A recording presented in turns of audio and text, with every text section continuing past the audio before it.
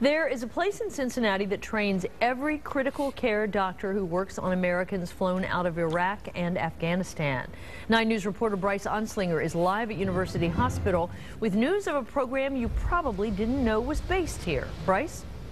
That's right, Carol. All Air Force doctors and critical care staff that work in the air must go through a program called C-STARS, and that happens right here at University Hospital. It's a perfect fit between the Air Force training program and the Tri-State's only Level 1 trauma center.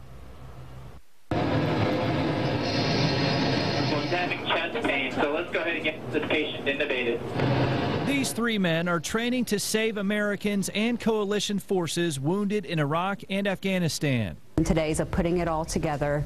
Let's see if they're ready to fly day. Shanna Harper is a critical care nurse from the Tri-State who operates the simulator for the C-STARS training program. We have some things that we think are going to happen, but it's all based on the student interventions and what they do when they're actually going through the simulation. The simulator exercise is the final stage of training. If there's a mistake to be made, we want it made here in the simulator. We don't want it made on the aircraft. A team of 3 is sent in, a doctor, a nurse, and a respiratory therapist.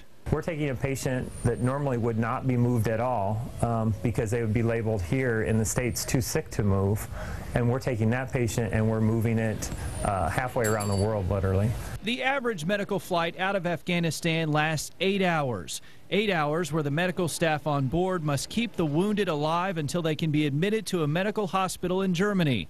That's why planning for the mission is as important as executing it. Because once you go to altitude, 35,000 feet, you can't run to pharmacy, you can't run to the blood bank if you forget your supplies. The patients are high-tech robots operated in the control room.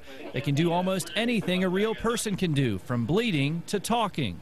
Hurts to breathe, or it feels like you have a heavy pressure on your chest. Now I have a heavy pressure on my chest. The scenarios played out in the simulator by the robots are all real events that happen to real men and women injured in combat. All right, buddy, we're going to have to shock your chest, okay? Everything the medical staff does is monitored by 6 cameras and multiple microphones. Their work is critiqued after the simulation. Scores are calculated from 2 weeks of work, including clinical care and written exams.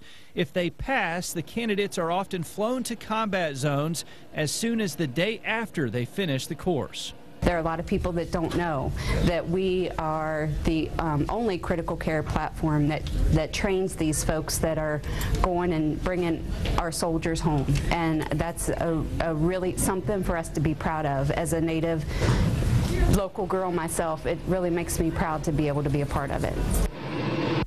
And the C-STARS program is the final stage of several weeks of advanced critical care training for these Air Force personnel. The program here at University Hospital lasts 2 weeks, and new classes come in year-round. Clyde? Absolutely fascinating. Bryce Onslinger reporting live for us this evening.